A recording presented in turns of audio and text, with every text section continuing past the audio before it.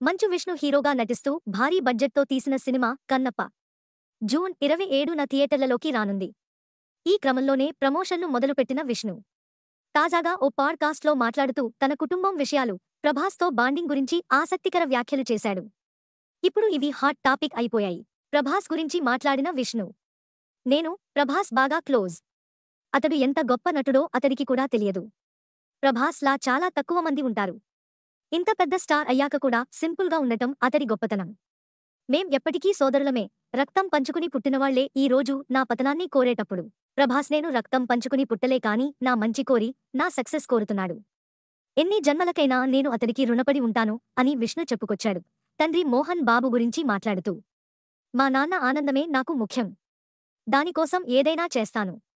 ఆయన సంతోషంగా లేకపోతే నాకు ఏదీ అక్కర్లేదు. ఆయనకు చెడ్డ పేరు తీసుకొచ్చిన రోజు నేను బతికున్నా చచ్చినట్లే. ఆ రోజు ఎప్పటికీ తీసుకురాను. ఆయన పేరు నిలబెట్టడానికే ప్రయత్నిస్తాను. కానీ చెడగొట్టేలా ఎప్పుడు చేయను అని విష్ణు తన కుటుంబ సమస్యల గురించి పరోక్షంగా ప్రస్తావించాడు.